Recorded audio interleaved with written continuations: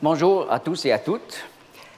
Nous avons considéré ce matin comme introduction au livre de l'Apocalypse les chapitres 1 à 4. Ayant vu, Jésus-Christ, au chapitre 1er, apparaît comme le juge du monde. Et il donne à Jean la tâche d'écrire 7 lettres à cette église en Asie. Nous avons vu que, puisque le dernier livre est fondamentalement un livre prophétique, même ces lettres qui étaient écrites pour des besoins à l'époque de cette Église ont un sens prophétique. Et nous avons vu, dans la suite, comme ils sont présentés en Apocalypse 2 et 3, ils portent des parallèles avec cette période de l'histoire de l'Église depuis le temps du 1er siècle jusqu'à aujourd'hui. Ensuite, au début du chapitre 4, nous avons vu comme Jean l'apôtre a été élevé au ciel et directement au lieu très saint du temple céleste.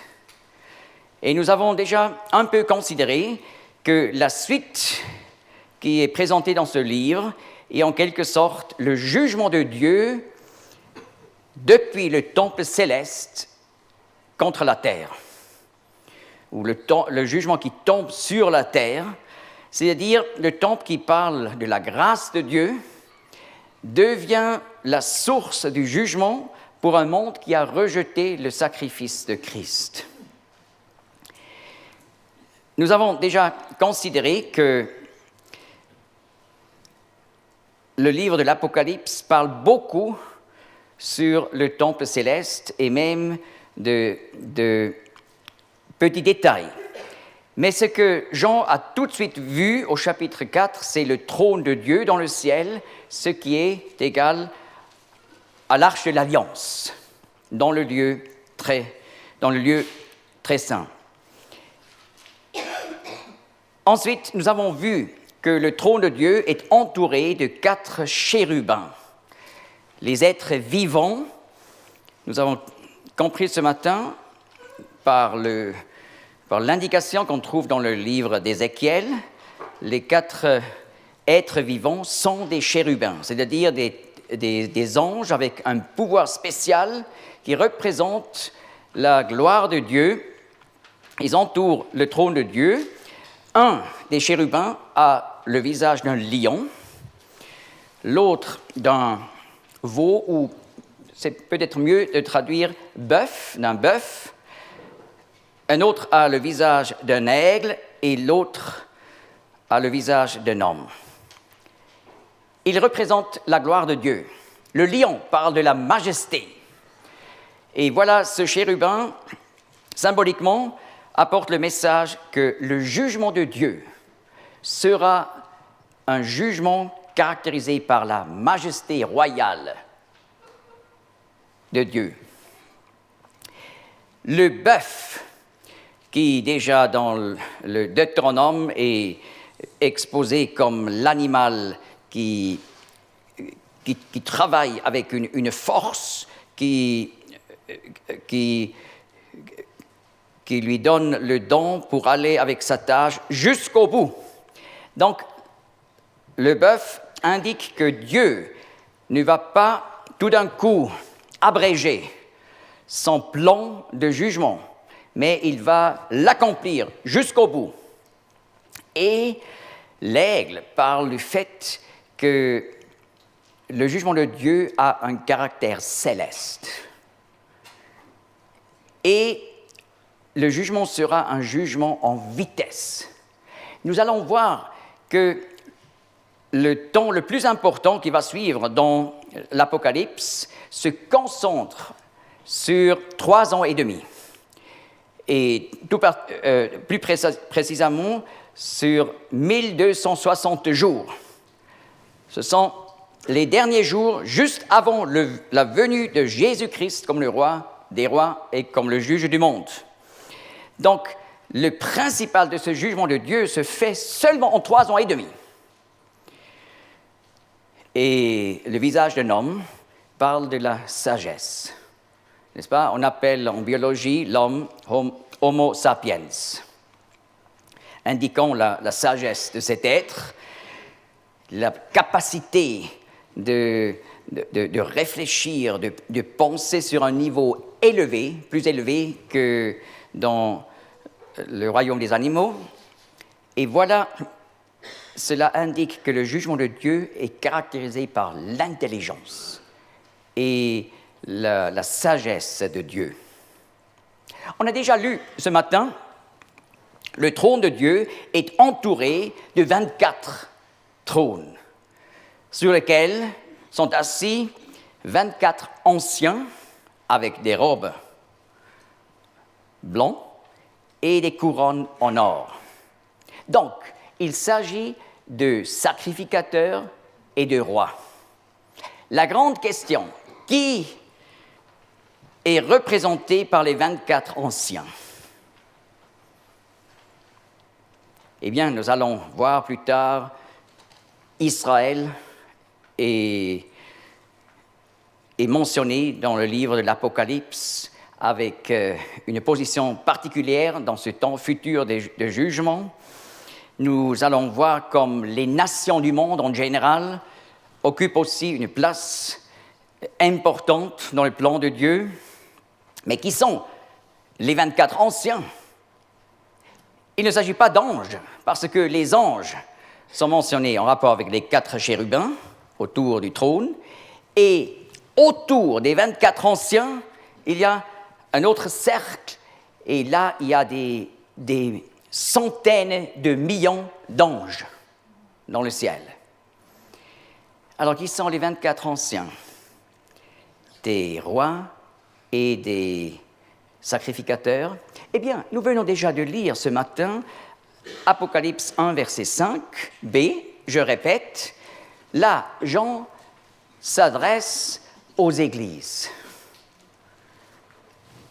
à son époque en disant « À celui qui nous aime et qui nous a lavés de nos péchés dans son sang, et il nous a fait un royaume des sacrificateurs pour son Dieu et Père.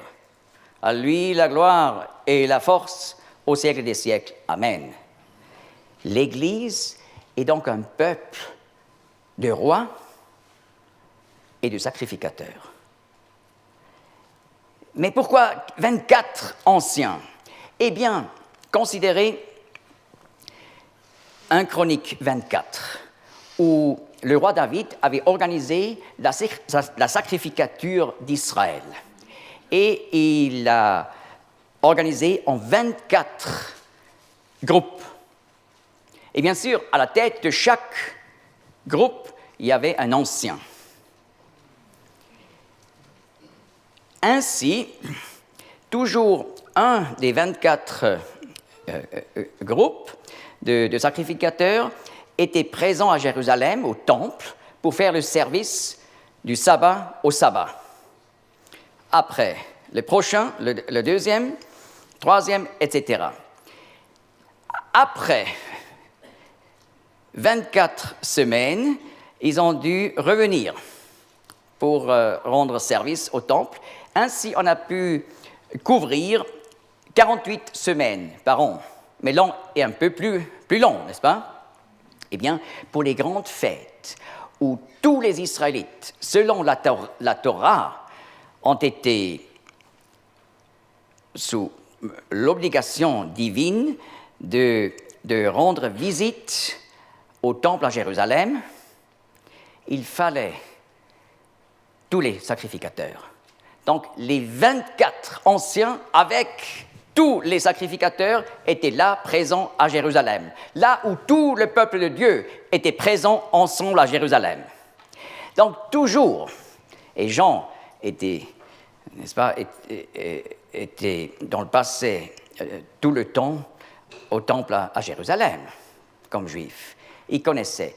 Au moment où on a vu les 24 anciens à Jérusalem, alors on savait, ils sont tous là.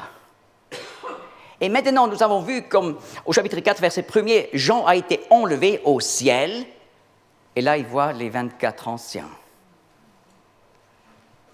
Tout le peuple de Dieu les sacrificateurs et rois sont présents, cela veut dire toute l'Église est au ciel. Toute. Eh bien, l'enlèvement, c'est déjà fait. Alors, maintenant, ça nous confirme déjà dans cette idée que j'avais exprimée, l'enlèvement de l'apôtre au chapitre 4, verset 1er, pour aller au ciel, représente effectivement l'enlèvement de l'Église après l'histoire de l'Église, représentée dans les lettres à Éphèse jusqu'à Laodicée.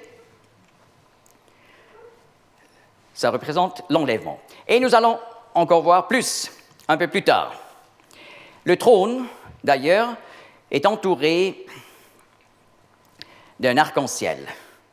Pourquoi? Ça rappelle la promesse de Dieu de ne plus jamais détruire la terre par un déluge, par de l'eau. Mais Dieu va détruire ce monde par les jugements qui sont présentés justement dans le livre de l'Apocalypse. On a déjà parlé du fait que Jean a vu les 7 feux devant le trône de Dieu, c'est-à-dire il a vu dans le temple céleste les 7 lampes de feu de la menorah, des chandeliers d'or dans le ciel. Et nous avons aussi vu, il a pu voir la mer comme du verre. Et j'ai déjà expliqué la mer, ce terme, yam, en hébreu, est utilisé en 1 Roi 7 pour décrire la cuve d'airain devant le temple proprement dit. Alors, et il voit cette mer dans sa perfection céleste comme du verre. Ce n'est pas vraiment du verre, mais comme du verre. Ensuite, au chapitre 5, il n'y a pas de rupture. Ça forme une unité, les chapitres 4 et 5. Mais tout d'un coup, au chapitre 5, verset 1er, Jean, en regardant celui qui est assis sur le trône, Dieu, il tient entre ses mains un livre avec 7 sceaux. Qu'est-ce que c'est, ce livre? Quelqu'un demande dans le ciel, qui est digne pour ouvrir ce livre? Personne n'est digne, ni au ciel, ni sur la terre. Et Jean commence à pleurer. Cela indique qu'il est possible de pleurer, de pouvoir pleurer au ciel. Il pleure, mais il est tout de suite consolé. Il ne faut pas pleurer, car le lion de la tribu de Juda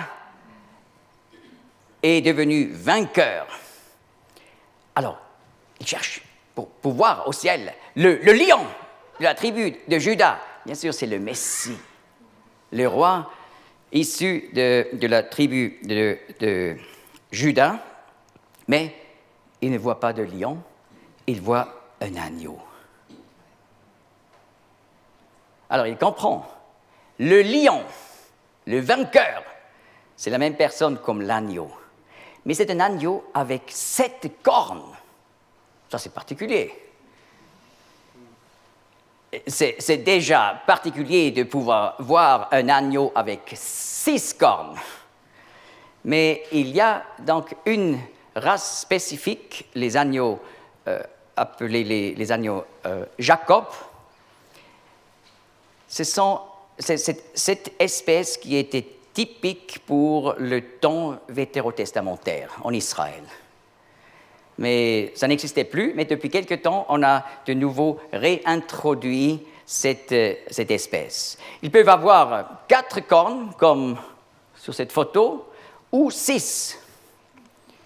C'est spécial. Et même les femelles, pas seulement les mâles. Mais là, il voit un agneau avec 7 cornes. Il s'agit du Seigneur Jésus. Un agneau comme égorgé.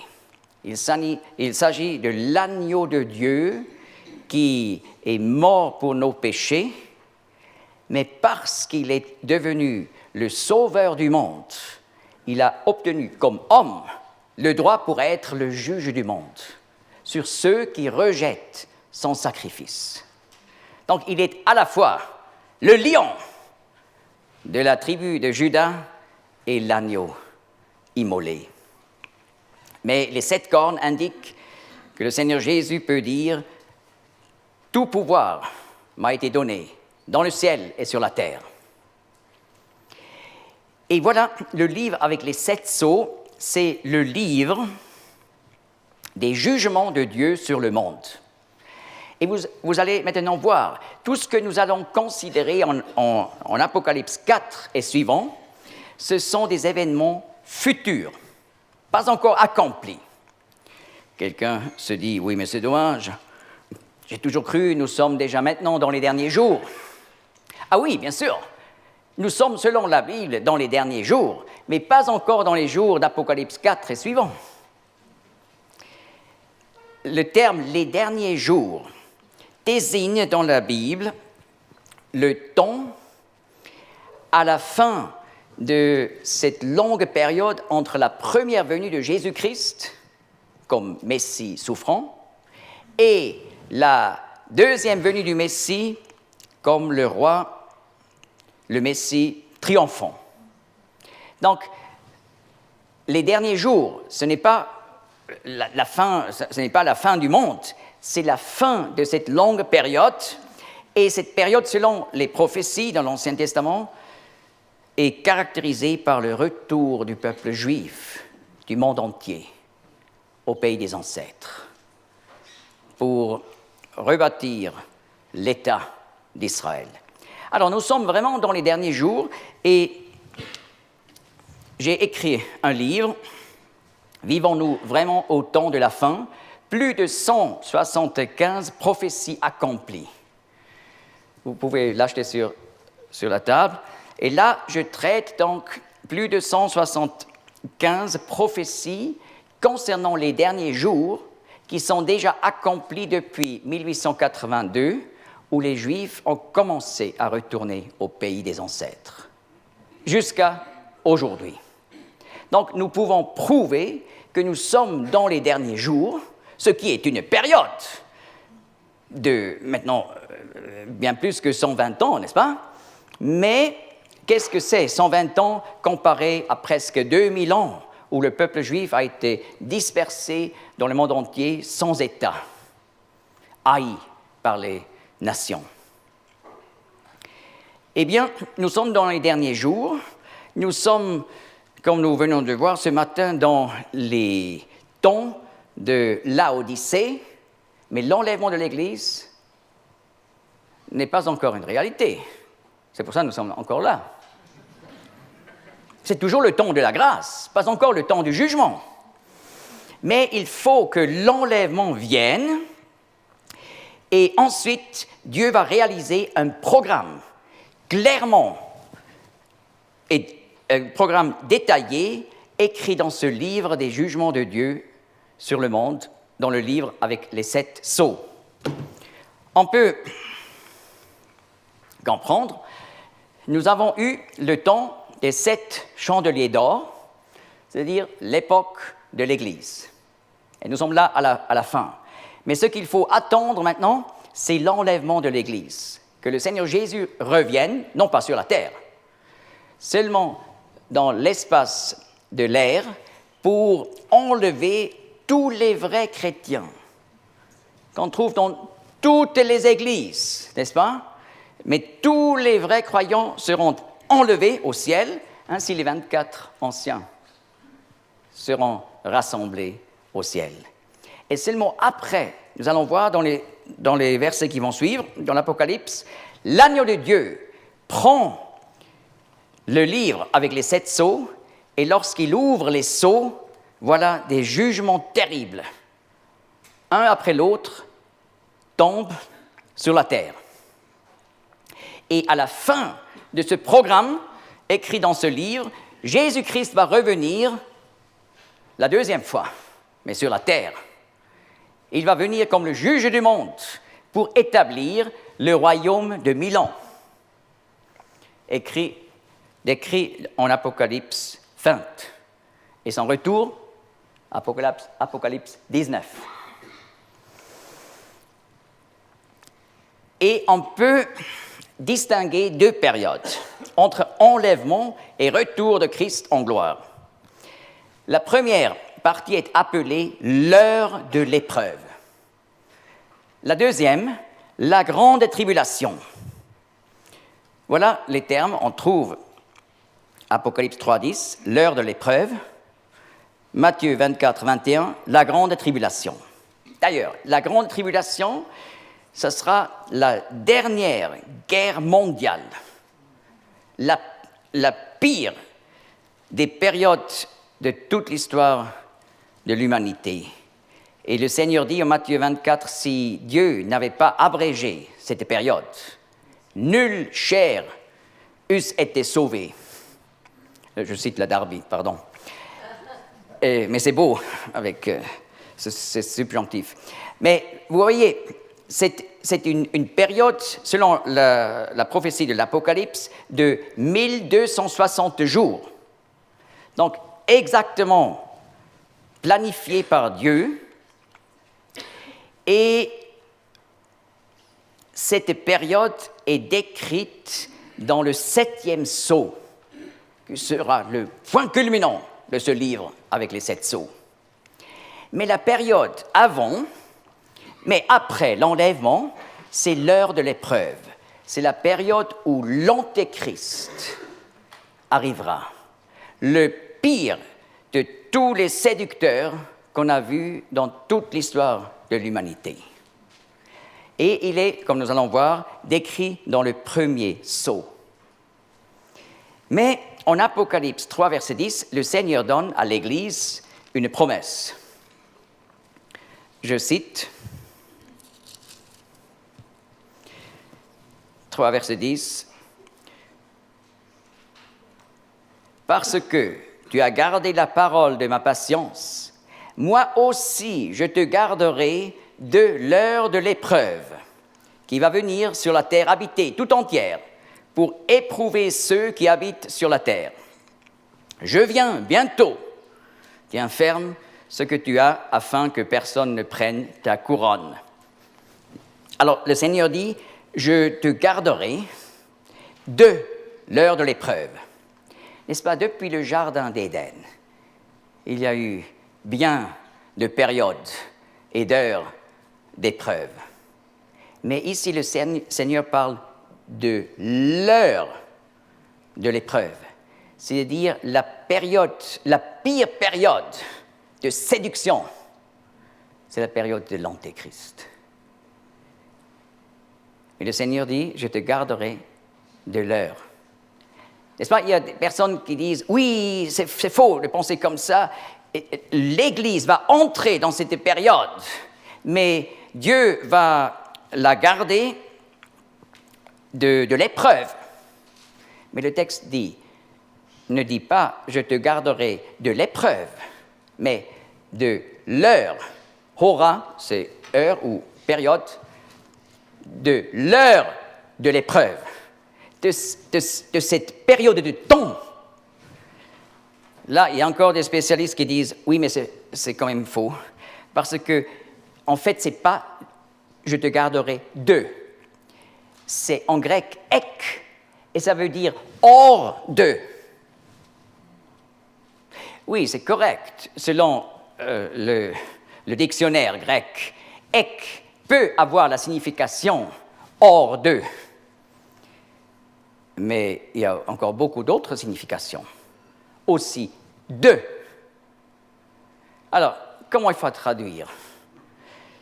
Quelqu'un peut dire, oui, alors traduis selon tes goûts, ceux qui voudraient entrer dedans dans cette période terrible des jugements, qu'ils traduisent, je te garderai hors de l'heure de l'épreuve, et ceux qui n'aiment pas y entrer, qu'ils traduisent, je te garderai de l'heure de l'épreuve.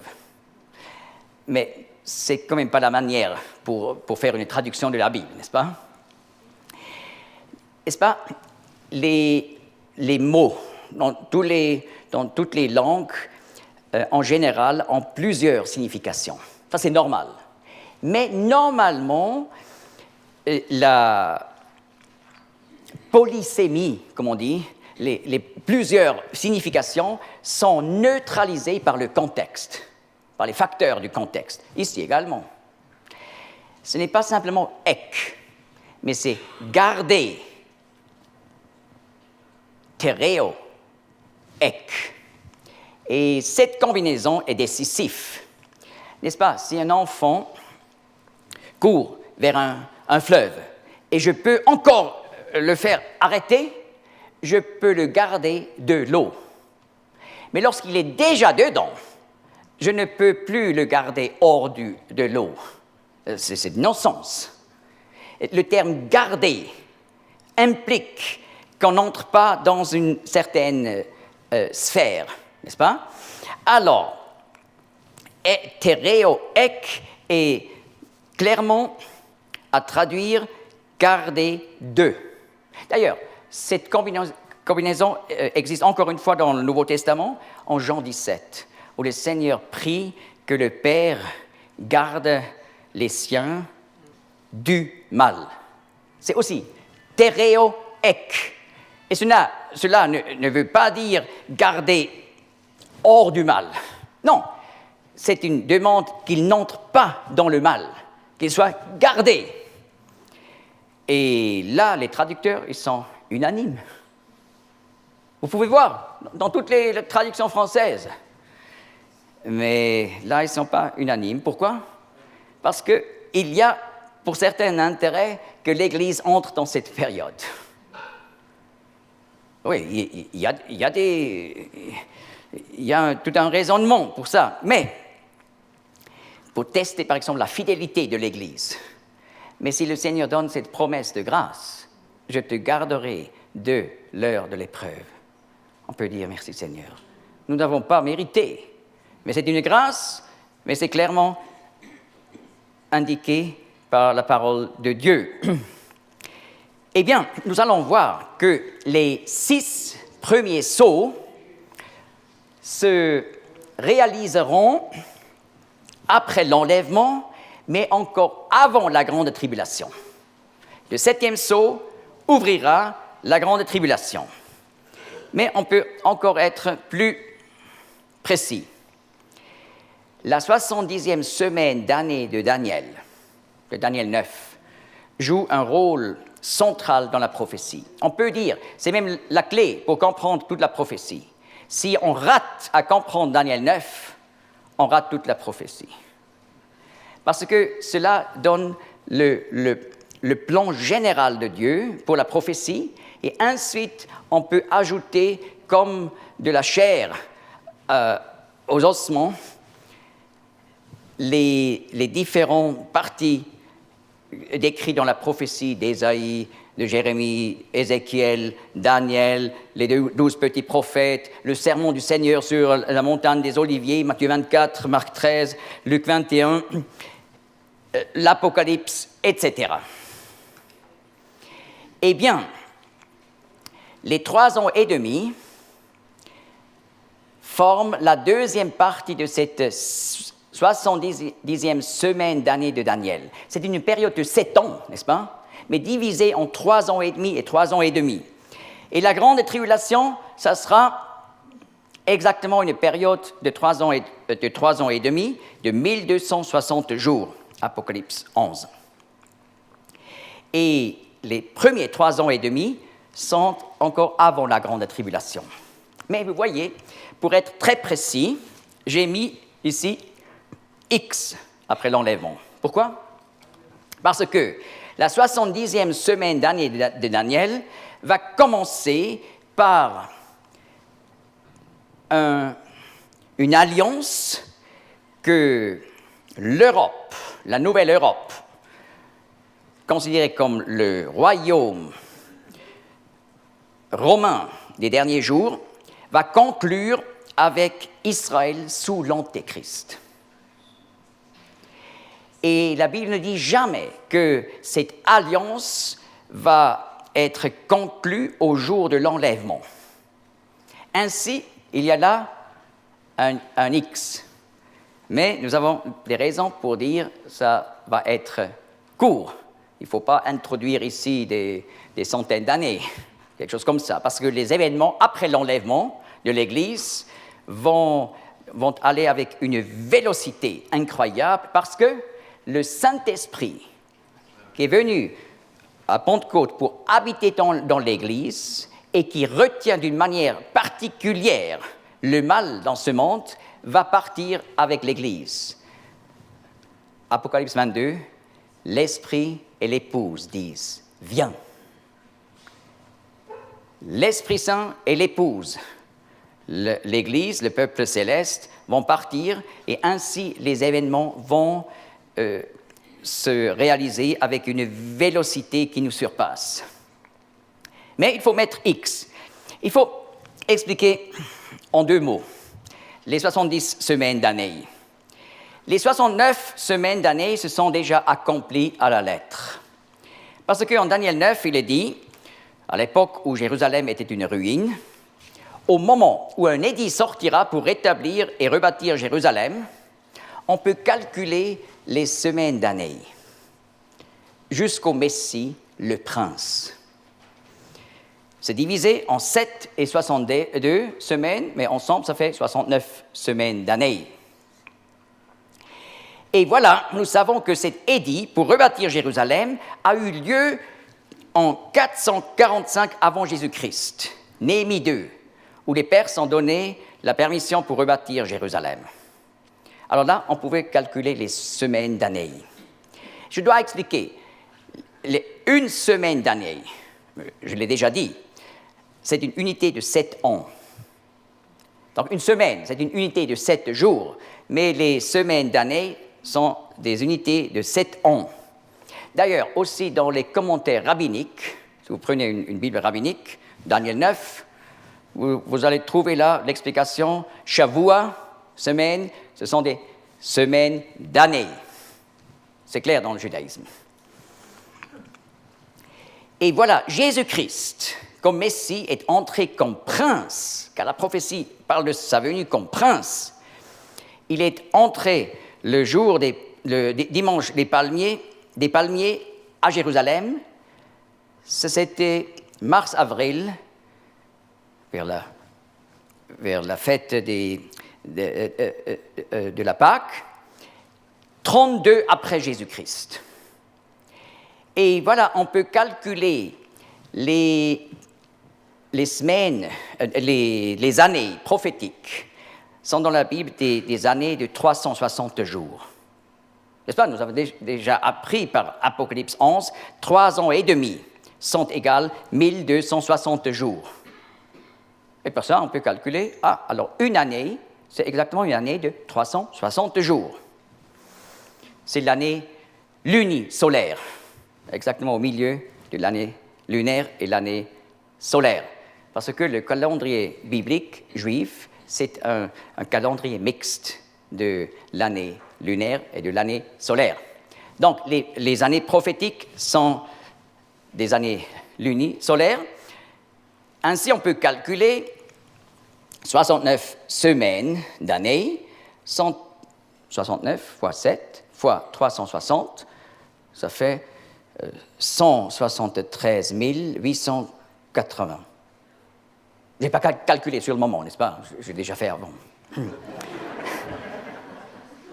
Mais on peut exactement placer entre Nissan, mars-avril, 445 avant Jésus-Christ, comme il est dit, on est mi-2, jusqu'à Nissan, mars-avril, 32 après Jésus-Christ, les 173 880 jours. C'est fantastique. Ce sont les semaines d'année jusqu'à la première venue du Messie comme Messie souffrant. Et la 70e semaine n'a pas suivi tout de suite. Elle va suivre juste avant la deuxième venue du Messie, comme le Messie triomphant. C'est pour ça qu'on met ici les 7 ans, juste avant la venue de Jésus-Christ comme le Messie triomphant pour établir le royaume de Dieu dans le sens du millénium sur la terre. Mais Daniel 9 dit, après la venue du Messie, comme prince, il sera tué. Le Seigneur a été crucifié 5 jours après. Et le texte dit, et ensuite un peuple, le peuple du prince à venir, va détruire Jérusalem et le temple. Et effectivement, à l'an 70 après Jésus-Christ, donc très peu après la venue du Messie souffrant, les Romains ont détruit Jérusalem et le deuxième temple. Et ensuite, une longue période de dispersion des Juifs dans le monde entier sans État.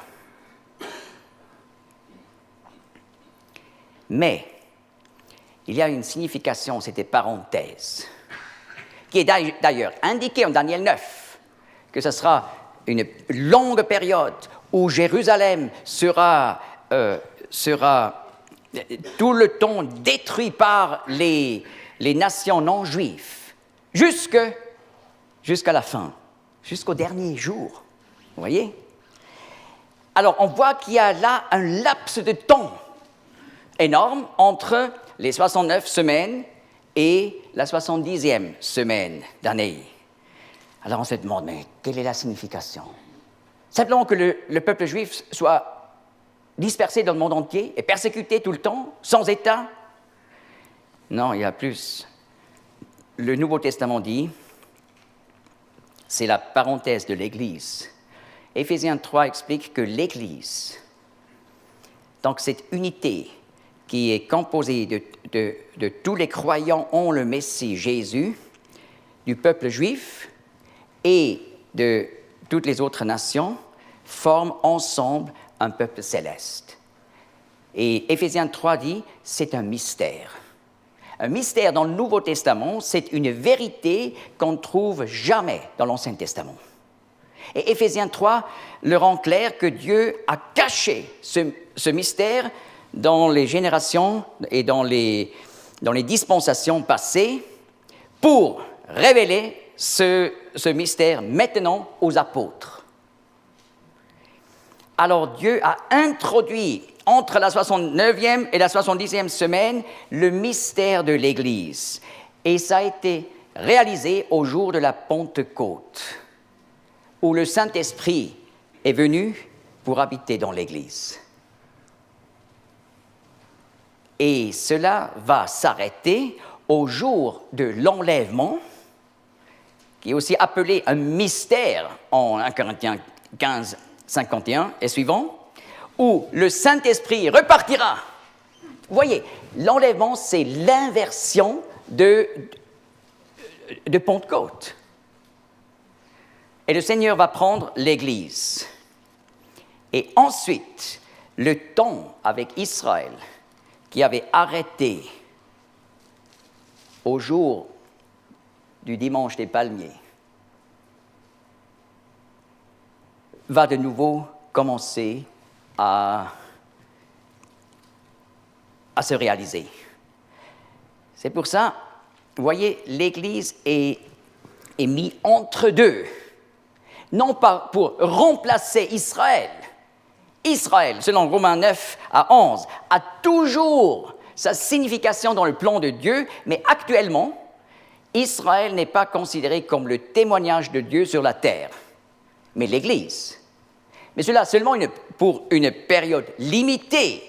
Et après l'enlèvement, Israël sera de nouveau le témoignage de Dieu sur la terre. Et voilà, dans cette parenthèse, nous avons donc l'histoire de l'Église. Et là, le témoignage des 7 chandeliers d'or, comme nous venons de voir. Et maintenant, vous comprenez, la 69e semaine s'est arrêtée, là, au jour de dimanche des palmiers. Après quelques semaines, voilà Pentecôte, acte 2. Et vous comprenez, l'inversion sera l'enlèvement et ensuite la 70e semaine. Mais X, ça il ne faut pas, déjà par analogie, pas s'imaginer par des centaines d'années. Autrement, on ne serait pas dans les derniers jours maintenant. Vous voyez? Mais la Bible appelle notre époque les derniers jours, où la prophétie se réalise devant nos yeux. Alors, X, j'ai dit, c'est très court, mais je voulais être précis. Ensuite, nous venons de considérer les 7 sceaux qui caractérisent l'époque entre l'enlèvement et le retour de Christ. Lorsque le Seigneur, l'agneau de Dieu, ouvre le premier sceau, Apocalypse 6, verset 1er, voilà un jugement, l'Antéchrist qui vient. Deuxième sceau, un jugement arrive. Troisième, etc., jusqu'au 6e. Mais lorsque nous arriverons au 7e sceau, rien ne se passe. Mais c'est curieux. Maintenant, on est sur le point culminant. Rien ne se passe. Mais quelques versets plus tard, on lit de 7 anges qui se préparent avec les 7 trompettes. J'ai déjà expliqué, ce sont les 7 trompettes en argent du temple céleste. Et lorsque le premier sonne la trompette, voilà un jugement tout à fait terrible tombe sur la terre. Deuxième, un prochain jugement. Et ça continue jusqu'au numéro 6. Mais lorsqu'on arrive à la 7e trompette, rien ne bouge. Mais qu'est-ce que ça veut dire? Eh bien, seulement plus tard, dans l'Apocalypse, on lit de 7 anges qui prennent des coupes d'or, que j'ai expliqué, ce sont les coupes pour recevoir le sang des sacrifices dans le temple. Les anges prennent ces coupes et lorsque le premier verse sa coupe sur la terre, des jugements terribles tombent sur la terre. Le deuxième, troisième, jusqu'au 7e. Et après, un tremblement de terre comme il n'a jamais eu depuis le commencement du monde. Toutes les villes du monde seront détruites. Et ensuite, le retour de Christ. Tout est préparé pour l'établissement de son royaume de paix pendant 1000 ans. Alors maintenant, on comprend. Le 7e sceau est composé des jugements des 7 trompettes. Et le jugement de la 7e trompette est composé de 7 jugements des coupes d'or. Alors, on arrive à ce schéma. Vous voyez, les 7 sceaux, mais le 7e sceau est composé de 7 trompettes, dont la 7e trompette est composée de 7 jugements des coupes d'or. Ensuite, le retour de Christ. Ainsi, on peut comprendre le dessein de Dieu pour l'avenir.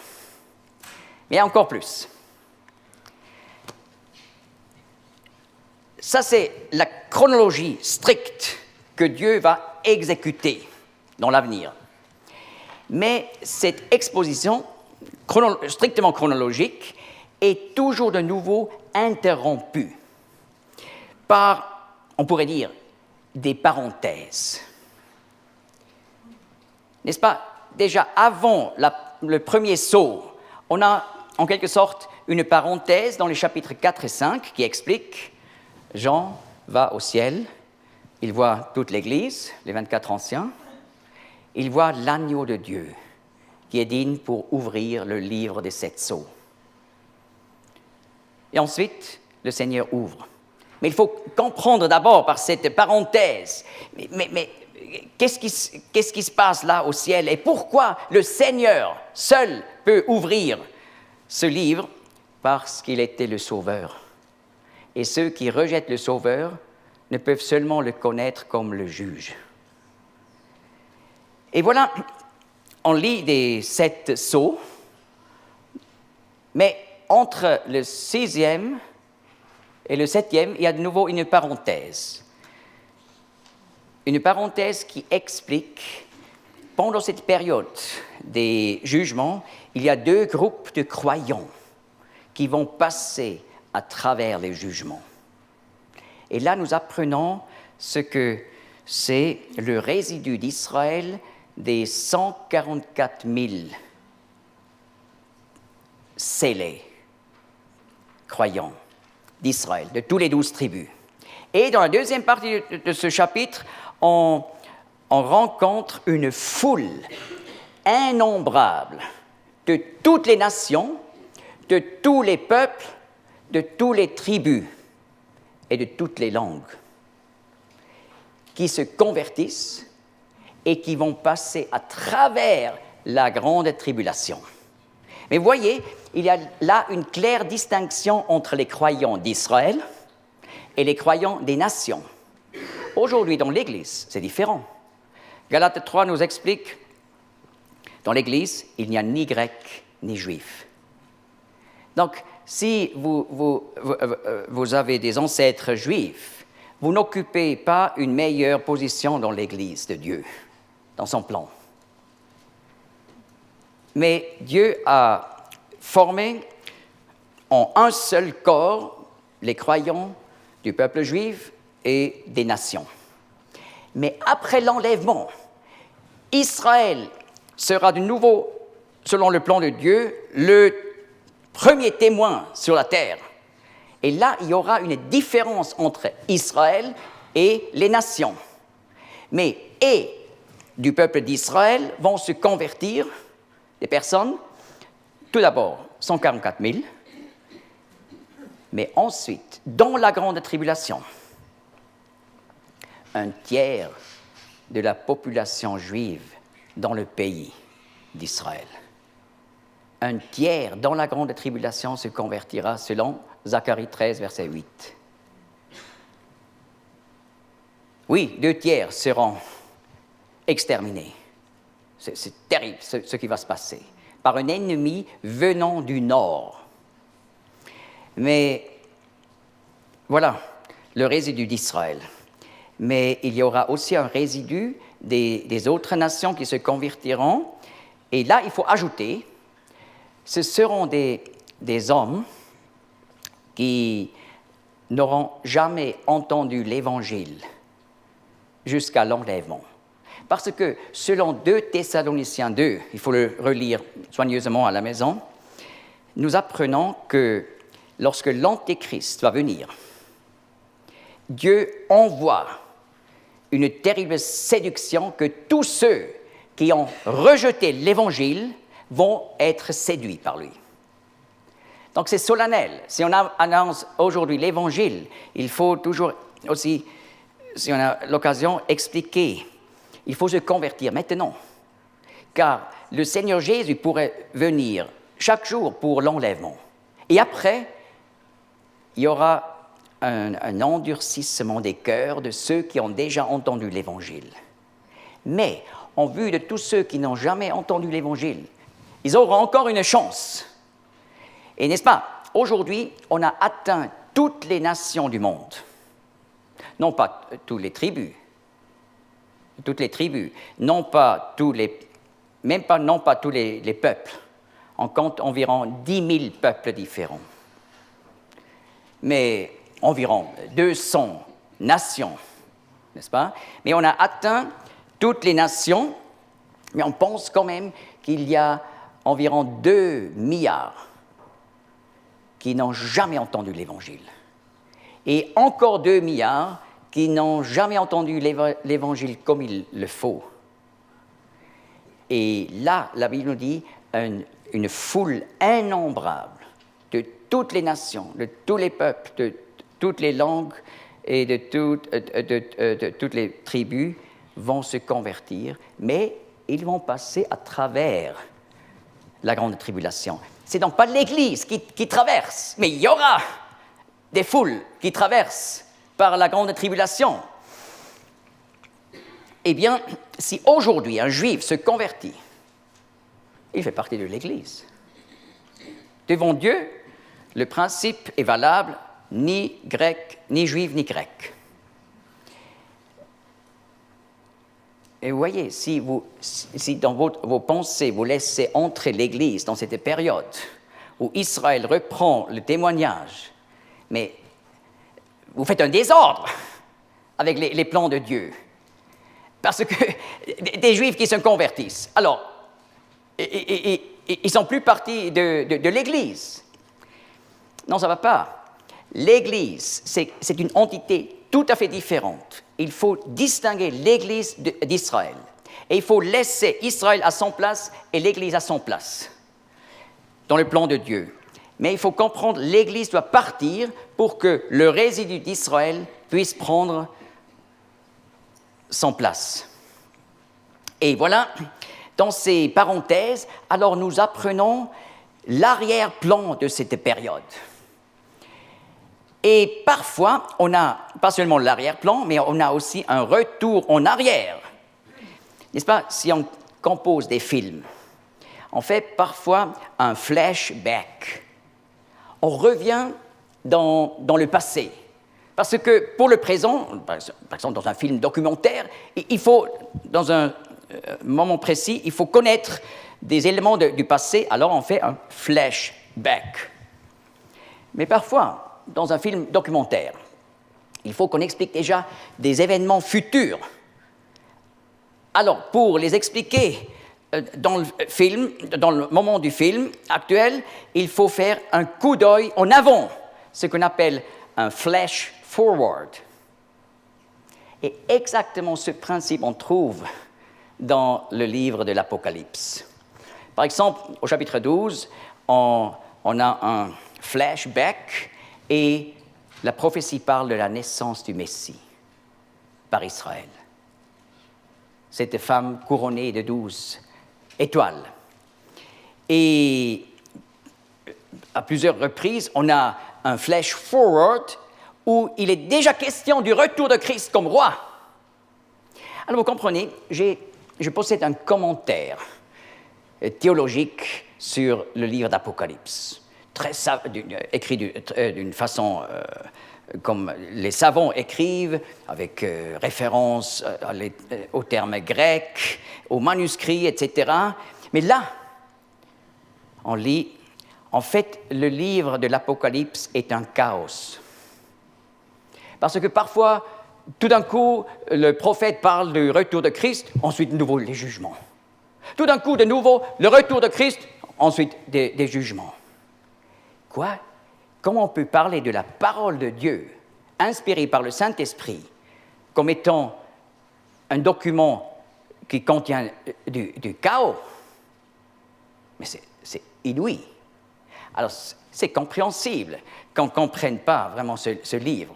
Parce que nous venons de voir ce matin que ce livre a été écrit pour les esclaves, ceux qui obéissent et qui se soumettent à la parole de Dieu. Seulement là, on peut comprendre ce livre. Et ce n'est pas un livre qui cache, mais c'est une révélation. Apocalypse. Eh bien, maintenant on comprend. Dans ces parenthèses, parfois par un coup d'œil en avant, il est question du retour de Christ. Mais ça, c'est simplement dans cette parenthèse. Mais la chronologie est claire. Les sceaux, les trompettes, les coupes. Et d'ailleurs, ces parenthèses forment en tout 7 parties. C'est magnifique. Vous voyez cette structure littéraire de toute beauté. D'abord les 7 églises, ensuite les 7 sceaux, les 7 trompettes, les 7 coupes, mais interrompues par 7 parenthèses, et pas n'importe comment, toujours devant numéro 1, entre 6 et 7. Devant numéro 1, entre 6 et 7. Devant numéro 1, entre 6 et 7. Ou vous pouvez aussi dire toujours après numéro 7. Après numéro 7, après numéro 7. Ça forme 7 parenthèses. C'est de toute beauté. Et on peut admirer déjà seulement la construction de ce livre merveilleux qui rend bienheureux. Voilà les 7 parenthèses de différentes longueurs. Avant de continuer avec Apocalypse 6, je fais une petite rupture pour relâcher votre cerveau